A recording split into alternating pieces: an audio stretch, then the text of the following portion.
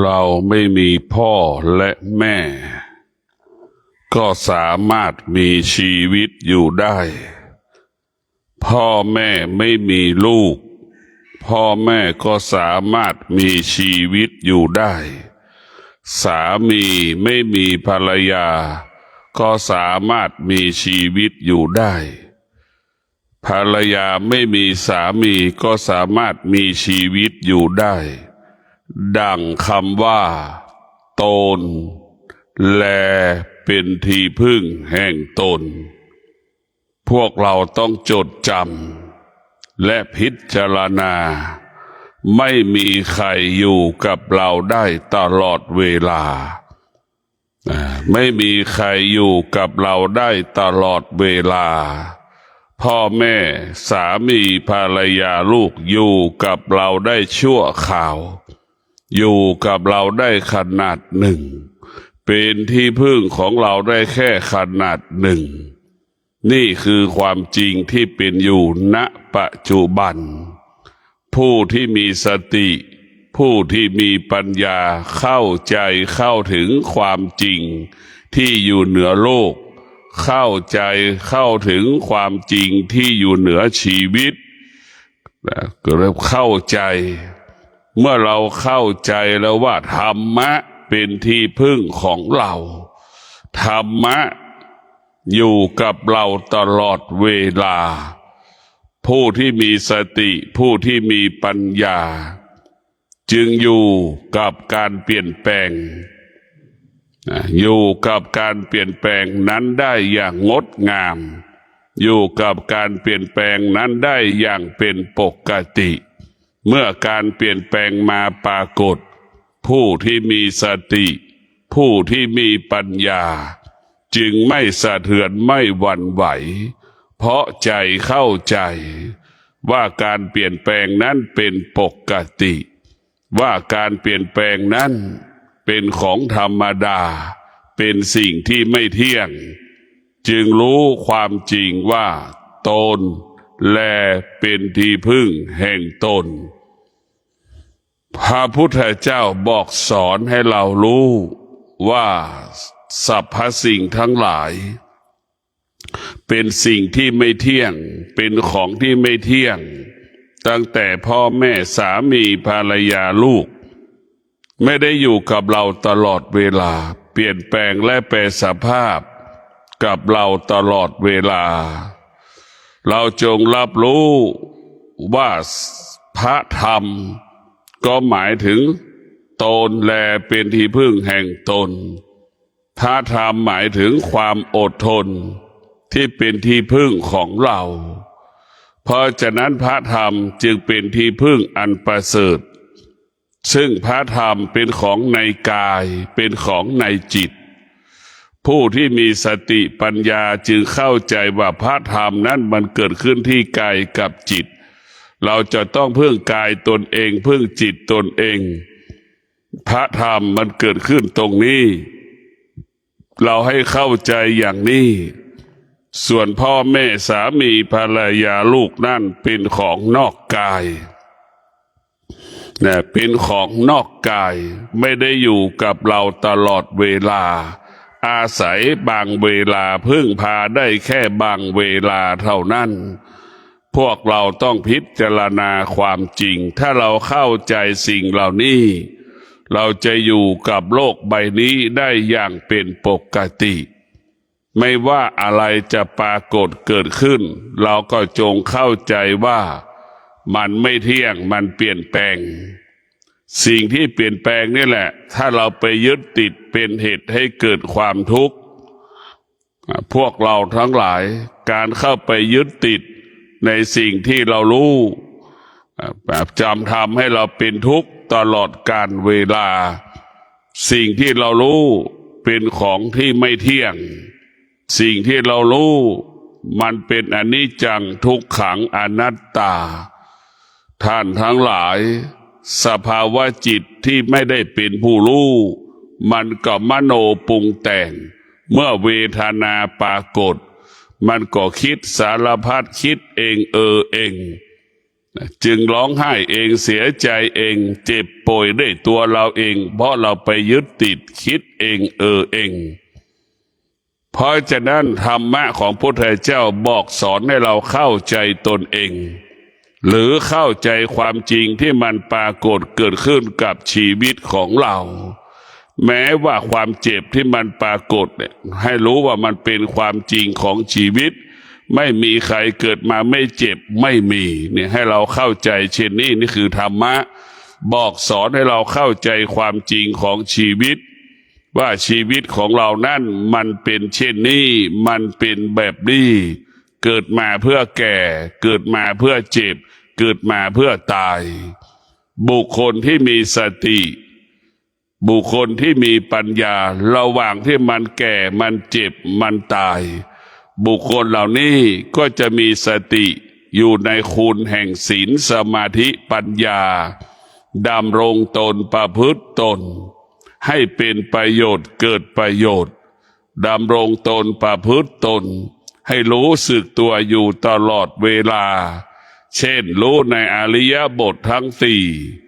จะดำรงเอากายเรียกว่าทำดีด้วยกายวาจาใจ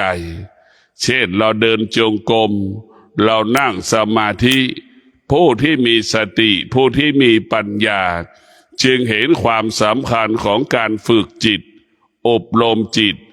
ฝึกกายอบรมกายให้กายของเรากับจิตของเราให้รวมกันเป็นหนึ่งแต่พวกเราทั้งหลายผู้ที่มีสติผู้ที่มีปัญญาจึงฝึกกายฝึกจิตให้กายกับจิตเข้าใจซึ่งกันและกันแล้วก็ให้อาศัยซึ่งกันและกันแล้วก็อยู่ร่วมกันได้ตลอดเวลาท่านทั้งหลายให้เราเข้าใจว่าจิตของเรานั้นมันเกิดมามันก็แค่รู้สึกเฉย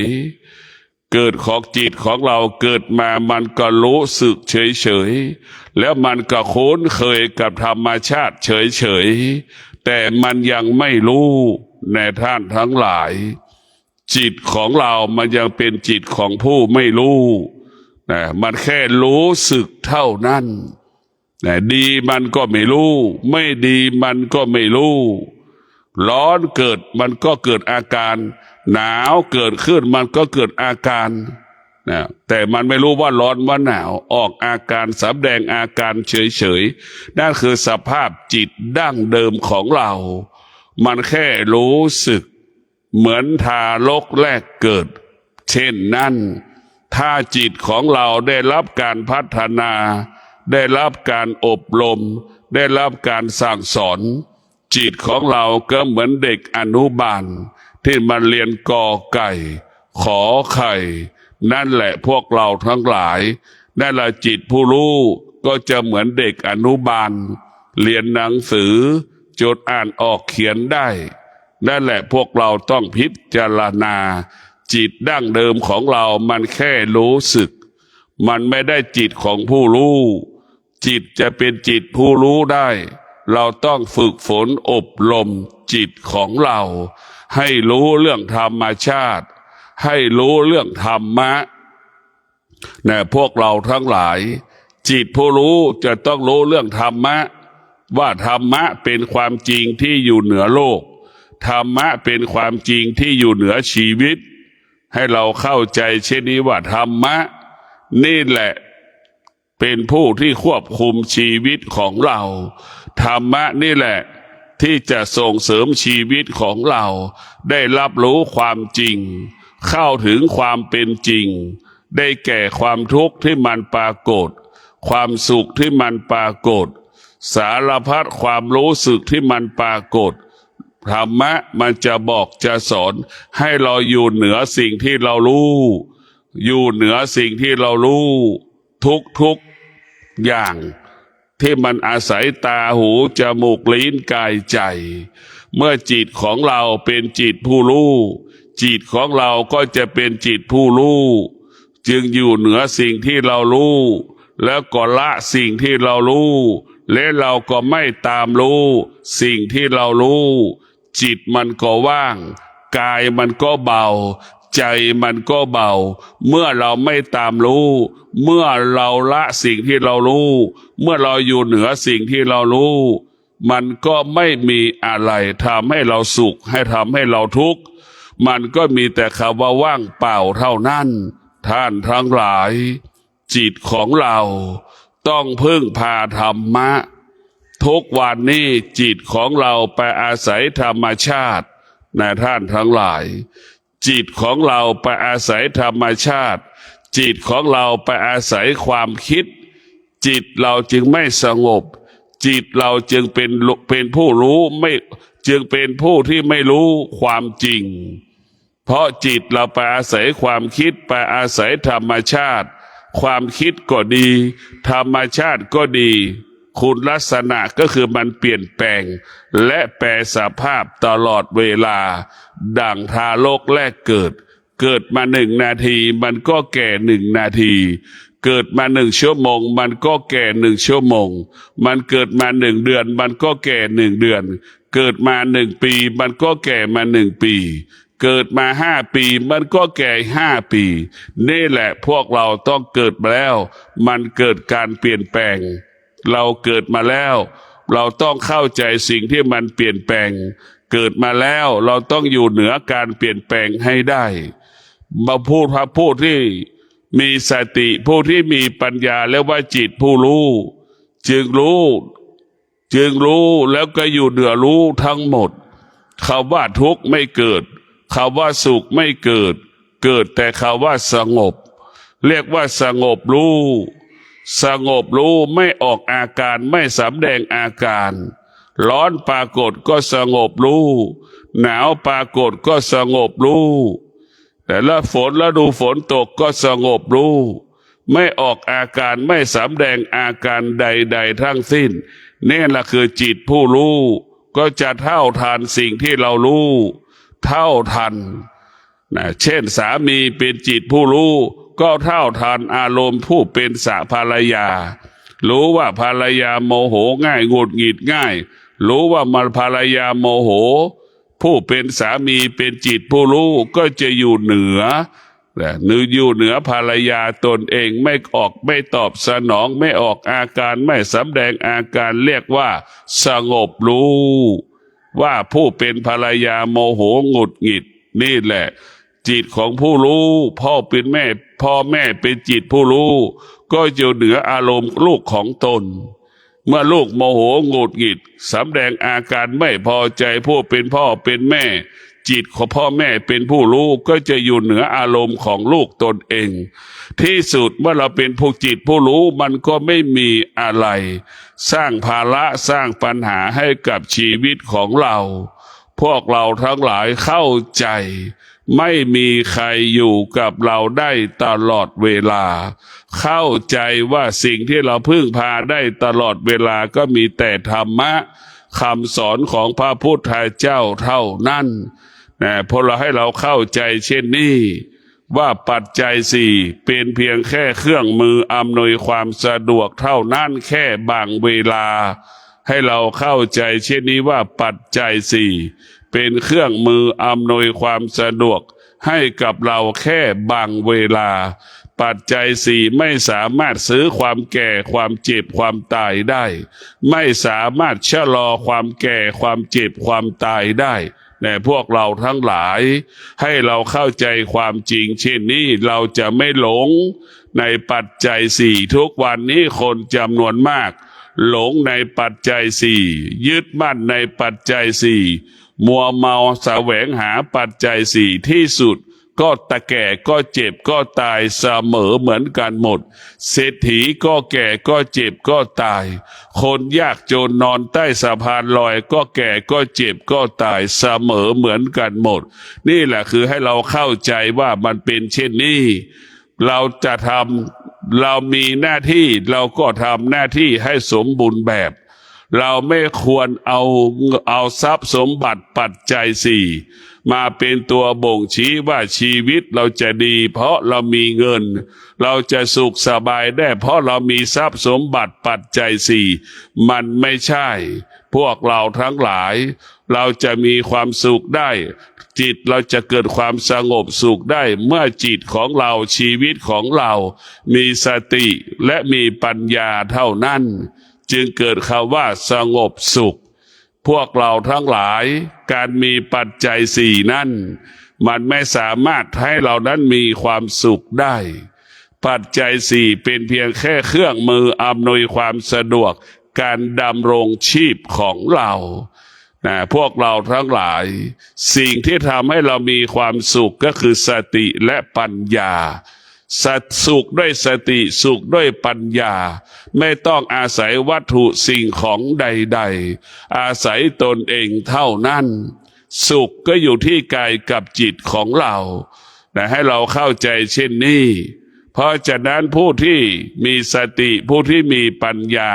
จึงไม่ให้ความสำคัญปัจจัยสี่รู้ว่าปัจจัยสี่เป็นเพียงแค่เครื่องมืออำนวยความสะดวก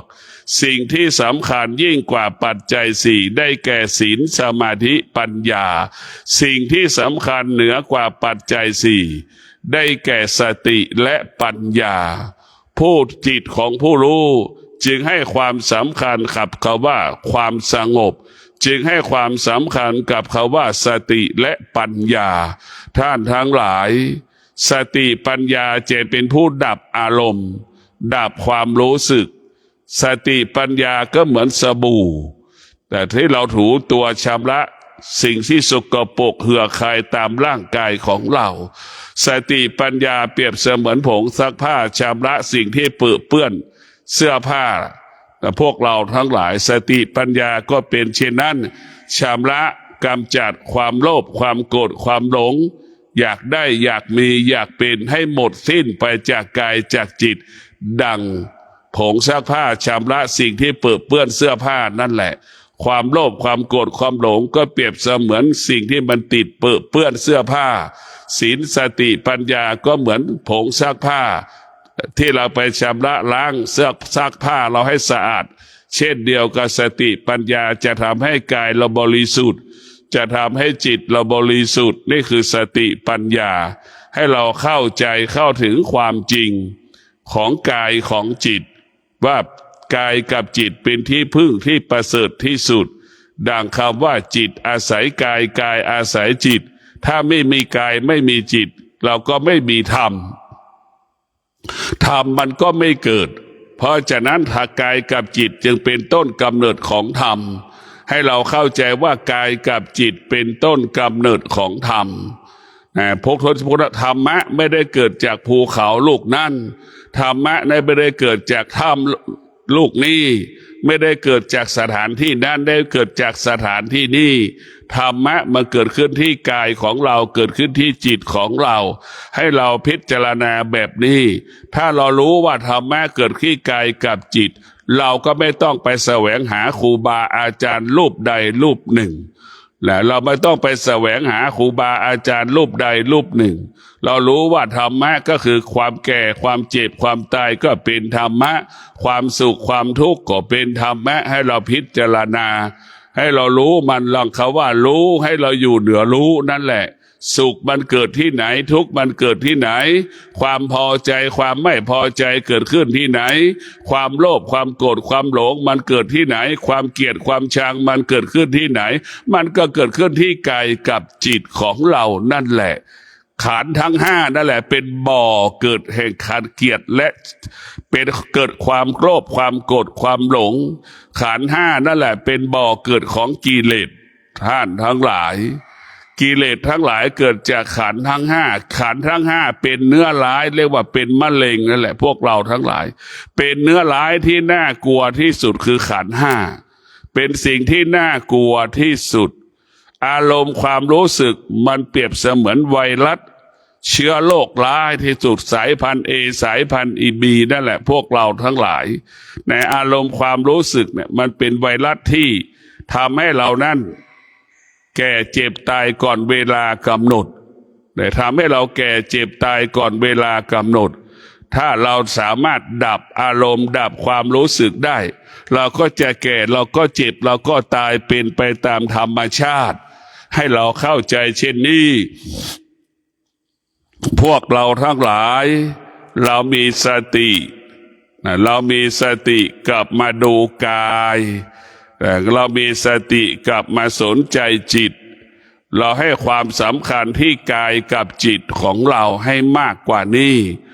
ทุกวันนี้เราเห็นแต่กายคนอื่นเราเห็นแต่อารมณ์ของคนอื่นมันจึงไม่เห็นกายตนเองมันจึงไม่เห็นจิตของตนเองจนถึงที่สุดมันก็ไม่เห็นธรรมไม่รู้ธรรมมันจึงไม่เห็นธรรมเหมือนเราไปเห็นกายก็เปรียบเสมือนพระไตรปิฎกนั่นแหละเราไปเห็นแต่พระไตรปิฎกแต่เราไม่เห็นพระธรรมเข้าใจว่าพระไตรปิฎกเป็นพระธรรมพระธรรมก็คือกายนะพวกเราทั้งหลายพระไตรปิฎกเป็นแค่สมมติเฉยๆสมมติเขียนถ่ายทอดจากธรรมะภาคปฏิบัติแต่เราธรรมะภาคปฏิบัติดังคำว่าธรรมะภาคปฏิบัติเป็นต้นกำเนิดของพระไตรปิฎกในธรรมะภาคปฏิบัติจึงเกิดคำว่าสุจิปุรินั่นแหละพวกเราทั้งหลายถ้าไม่มีธรรมะภาคปฏิบัติมันจะไม่มีพระไตรปิฎกแต่ให้เราเข้าใจเช่นนี้เรียกว่าธรรมะเกิดจากจิตธรรมะเกิดจากกายทุกข์ที่ไหนที่กายดับทุกข์ที่ไหนก็ที่กายถ้าสุขที่ไหนทุกข์ที่ไหนก็ที่จิตดับทุกข์ที่ไหนก็ที่จิตของเราทุกข์เรียกว่าสุขเกิดขึ้นที่ไหนทุกข์ก็เกิดขึ้นที่นั่น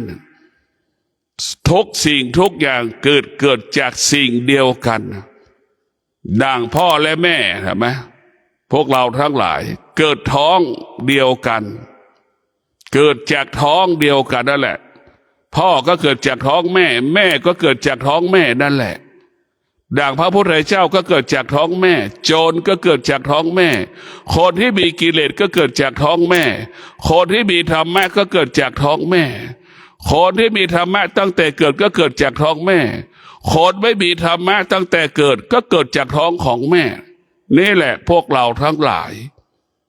เราจะเห็นได้ว่าท้องของแม่นั้นเป็นต้นกำเนิดทุกสิ่งทุกอย่างแต่พวกเราจะเห็นได้ว่าท้องของแม่นั้นเป็นที่อยู่ของผู้โง่เขาและผู้รู้อยู่ในท้องที่แม่กำเนิดผู้รู้ได้แม่กำเนิดของคนโง่ได้ท้องของแม่เป็นที่อยู่ของคนโง่และของคนฉลาดเป็นของคนที่มีสติก็ของคนที่ขาดสติก็เกิดจากท้องแม่หมดแต่พวกเราต้องพิจารณาว่าทุกสิ่งทุกอย่างเกิดจากสิ่งเดียวกันเกิดจากสิ่งเดียวกันไม่ได้เกิดจากตรงนั้นไม่ได้เกิดจากตรงนี้ให้เราเข้าใจอย่างนี้เราจะเห็นว่าสุขทุกวันทุกวันมันก็อาศัยตาหูจมูกลิ้นกายใจเป็นพาหนะตาหูจมูกลิ้นกายใจได้เป็นพาหนะเป็นเหตุให้สุขเป็นเหตุให้ทุกข์ให้เราเข้าใจแบบนี้สุขก็อยู่ที่ตาหูจมูกลิ้นกายใจทุกข์ก็อยู่ที่ตาหูจมูกลิ้นกายใจความโลภความโกรธความหลงก็อยู่ที่ตาหูจมูกลิ้นกายใจจะรักจะเกลียดก็อยู่ที่ตาหูจมูกลิ้นกายใจได้มากได้น้อยก็อยู่ที่ตาหูจมูกลิ้นกายใจของเราทั้งสิ้นจะร่ำรวยอยู่ที่ตาหูจมูกลิ้นกายใจเรายากจนหมดเนื้อหมดตัวก็อยู่ที่ตาหูจมูกลิ้นกายใจของเราทั้งหมดทั้งสิ้นพวกเราทั้งหลายธรรมะหมายถึงสติปัญญา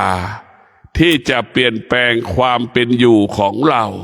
ที่จะเปลี่ยนแปลงอารมณ์จิตใจของเรา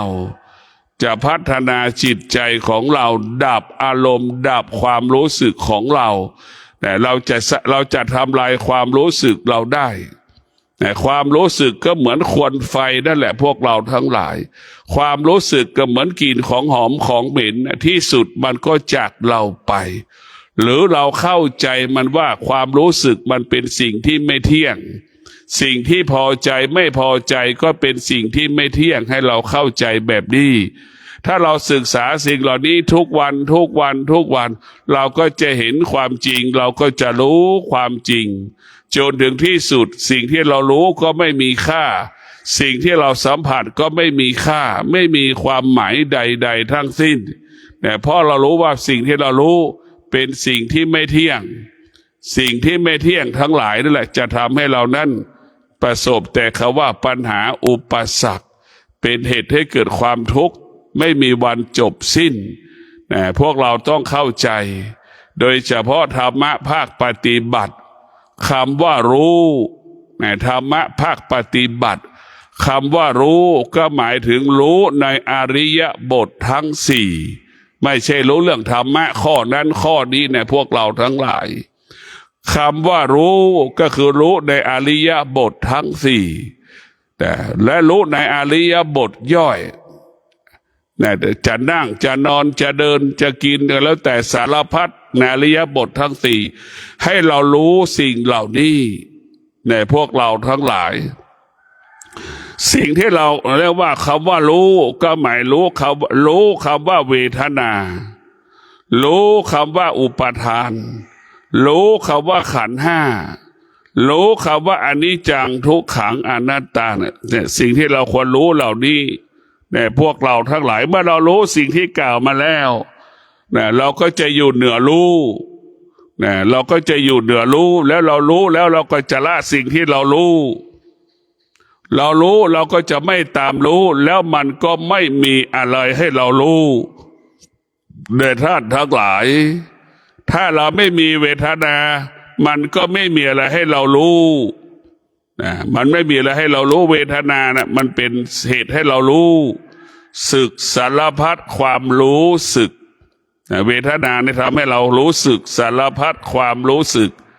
จะเป็นกิเลสก็อยู่ตรงเวทนานี่แหละเวทนาหมดไปธรรมะก็เกิดขึ้นก็อยู่ที่เวทนานี่แหละพวกเราทั้งหลายถ้าเรามีเวทนาแล้วเราจะมีความรู้สึกแล้วเราธรรมะมันจะไม่เกิดเพราะเวทนาเป็นผู้ปกปิดบังอำพรางความจริงถ้าเราดับเวทนาได้เราละเวทนาได้เราละอุปทานได้ดับอุปทานได้มันก็เหลือแต่ธรรมเท่านั้นมันไม่มีอะไรให้เรารับรู้แบบนี้อย่างนี้แต่ให้เราเข้าใจถ้าพ่อแม่เข้าใจความจริงของโลกพ่อแม่เข้าใจความจริงของโลกใบนี้ก็เกิดคำว่าสงบสุขเช่นพ่อแม่บอกลูกสอนลูกให้พึ่งพาตนเองอาศัยตนเองตั้งแต่เด็กแล้วแต่พ่อแม่ก็จะไม่มีภาระมากพ่อแม่ก็จะไม่มีภาระมากลูกก็ไม่สร้างภาระให้กับพ่อกับแม่พ่อแม่ไม่ได้เป็นผู้รู้พ่อแม่ก็เลยไปสอนเรื่องอื่นๆให้กับลูกของตนเพราะฉะนั้นพ่อแม่ที่เป็นผู้รู้จะสอนลูกพึ่งพาตนเองอาศัยตนเอง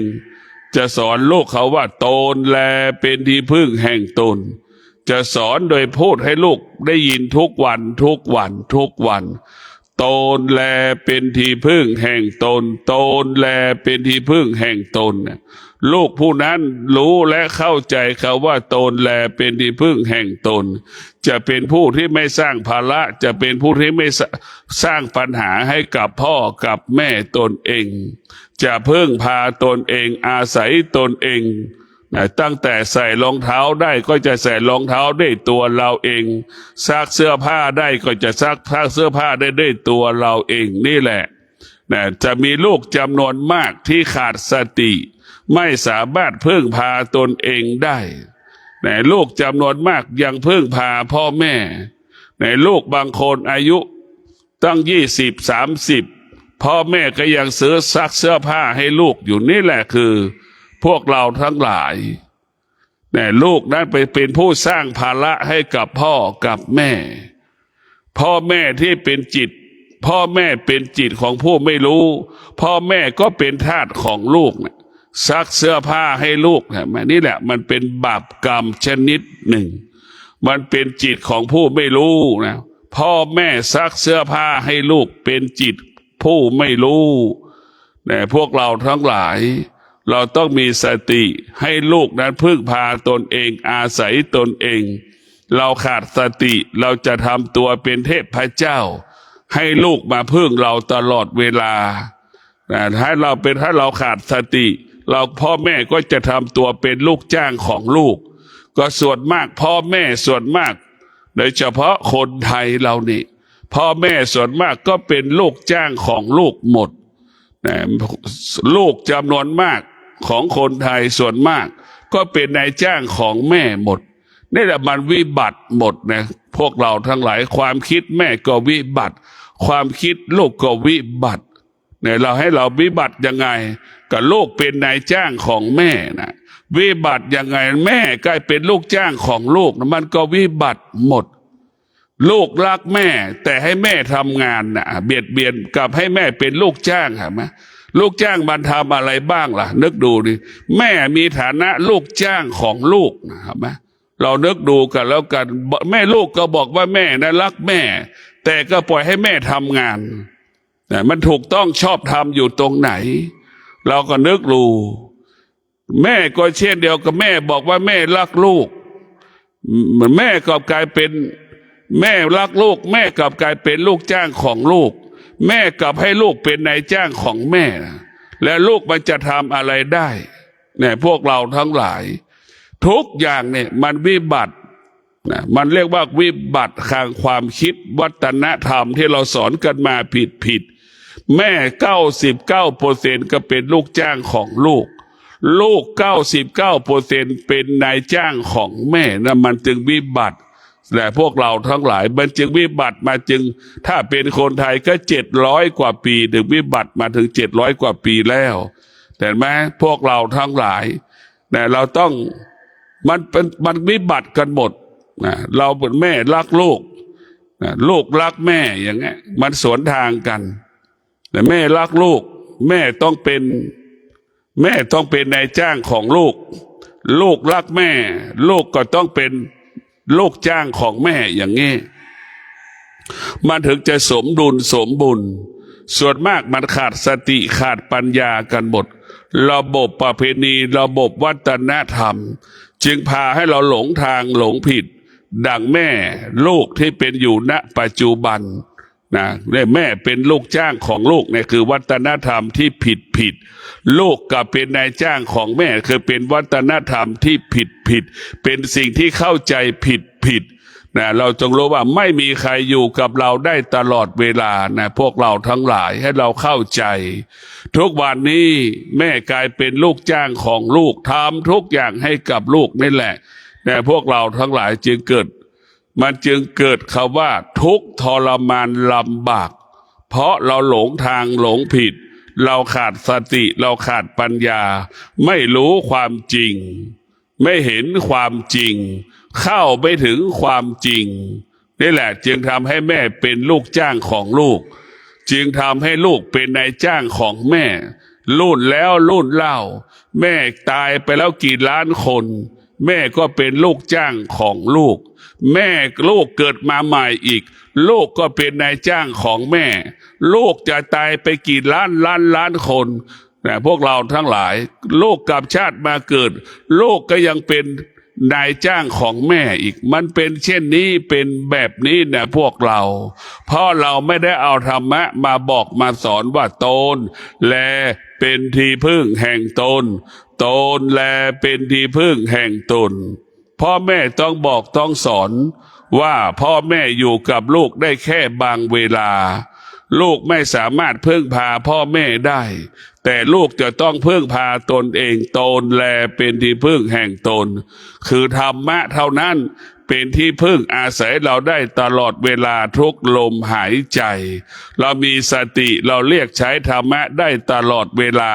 เมื่อเราขาดสติเราก็ไม่สามารถเรียกร้องธรรมะหาธรรมะได้แต่พวกเราทั้งหลายเรามีสติเรียกร้องหาธรรมะจะตอบสนองเราได้ตลอดเวลาทุกขณะลมหายใจนี่แหละธรรมะจึงว่าให้เราเข้าใจเรื่องความจริงความเป็นอยู่ของมนุษย์การอยู่ร่วมของมนุษย์เราจะต้องเข้าใจด้วยความเป็นจริงเราจะต้องเข้าใจด้วยความเป็นจริง จึงฝากให้เราได้พิจารณา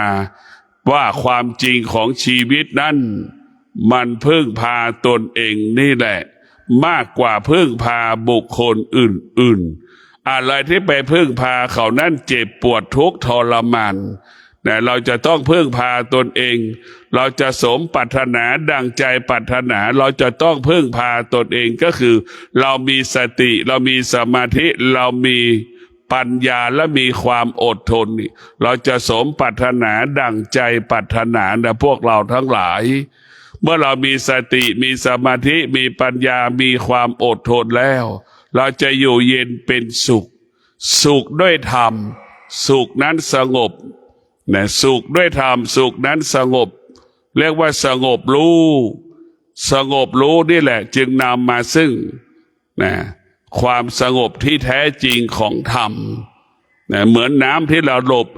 สงบรู้เหมือนน้ำที่เราดื่มนั่นแหละพวกเราทั้งหลายเรียกว่าสงบรู้เหมือนน้ำที่เราดื่มนะสงบรู้เหมือนน้ำที่เราดื่มแต่มันจะเป็นมันสบายเห็นไหมเวลาเราดื่มน้ำเรามีความสุขปราศจากข้อสงสัยปราศจากความรู้สึกใดๆว่าน้ำเป็นอย่างนี้ไม่มีนั่นแหละพวกเราทั้งหลายเราจะทำจิตของเรานั่นมีความรู้สึกไม่ต้องสงสัยไม่ต้องมีเหตุผลใดๆเหมือนน้ำที่เราดื่มทุกครั้งเห็นไหมเราดื่มตลอดเวลานั่นแหละถ้าจิตเรานั้นมีความรู้สึกปราศจากความรู้สึกเหมือนเราดื่มน้ำส่วนมากเรามีความรู้สึกและกังวลกับความรู้สึกมันเป็นสภาพแบบนั้นเพราะเราขาดสติขาดปัญญาจึงมีรู้แล้วก็รู้มีความรู้สึกและกังวลกับความรู้สึกสงสัยความรู้สึกมีเหตุผลกับความรู้สึกมันไปไหนไม่ได้มันวกไปวนมา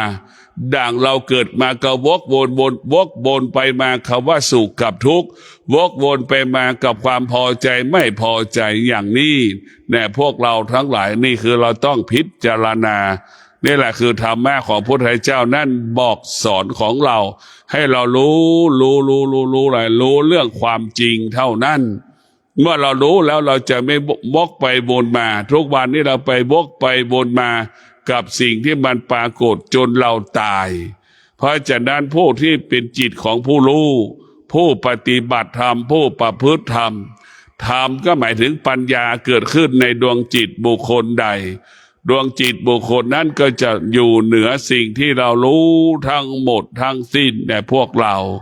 จึงไม่มีอาการใดๆทั้งสิ้นโมโหก็ไม่เกิดหงุดหงิดก็ไม่เกิดความโลภความโกรธความหลงก็ไม่เกิด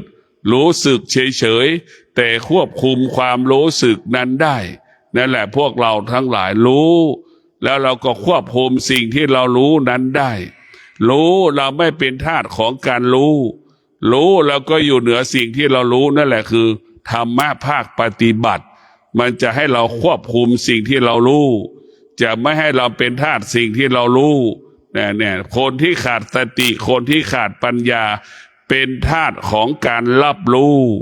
หูตารับรู้ก็เป็นทาสของรูปหูก็เป็นทาสของเสียงจมูกก็เป็นทาสของกลิ่นลิ้นก็เป็นธาตุของรสชาติอาหารต่างหลายกายแล้วก็เป็นรสเป็นธาตุแล้วว่ากายแล้วก็เป็นธาตุของสิ่งต่าง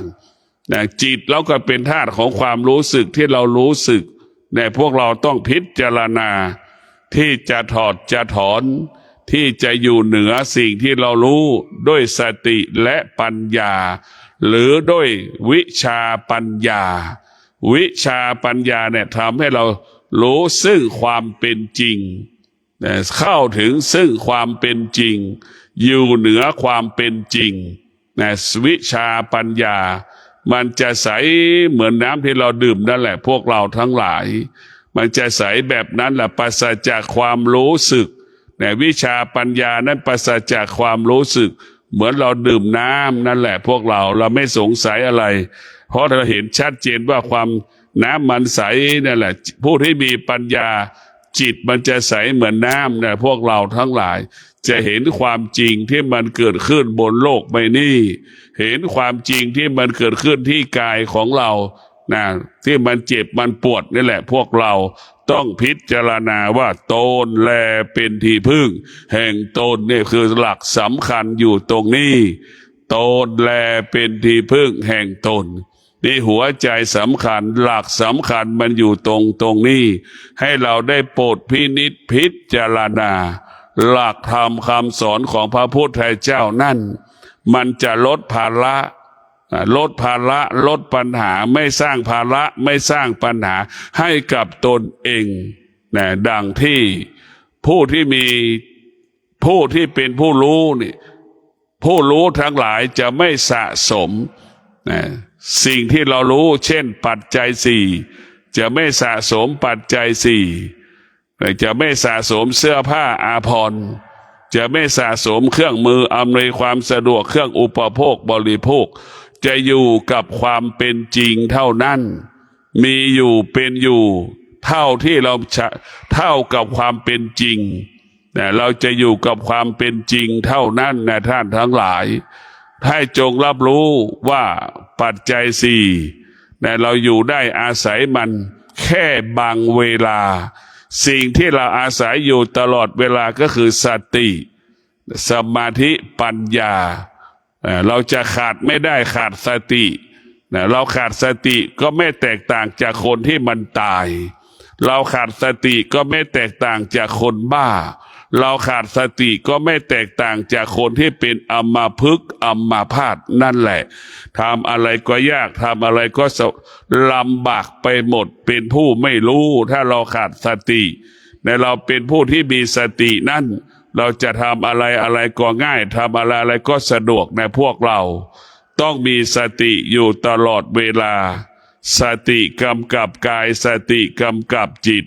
สติมันจึงบอกให้เราพึ่งกายพึ่งจิตให้กายกับจิตอาศัยกันอยู่ร่วมกัน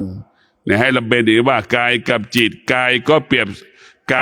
ยบเสมือนเงานั่นแหละพวกเราทั้งหลายเงาอะไรเลยไหมเงาของเราเนี่ยแต่จิตของเราก็เหมือนร่างกายของเราแต่พวกเราทั้งหลายกายเงากับจิตเงากับกายมันต่างกันเราจะพิจารณาจิตก็ดีกายก็ดีก็เหมือนเงากับ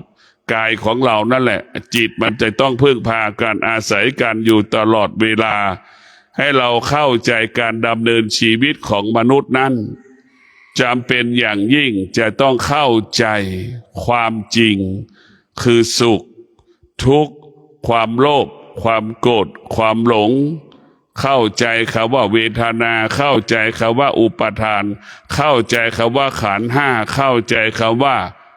อนิจจังทุกขังอนัตตาให้เข้าใจสิ่งเหล่านี้แล้วก็ให้เราอยู่เหนือสิ่งเหล่านี้แล้วก็ให้เราละสิ่งเหล่านี้จนถึงที่สุดจิตเราก็ว่างเปล่าท้ายสุดมันก็ไม่มีอะไรให้เรายึดติดยึดมั่นยึดถือ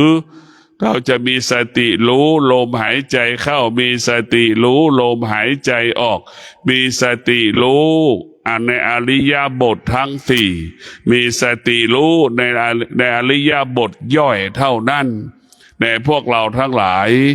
เราควรมายึดมั่นถือมั่นธรรมะพระพุทธเจ้าพระธรรมะของพระพุทธเจ้าเป็นที่พึ่งของเราเป็นสิ่งที่มีค่าให้กับชีวิตของเรา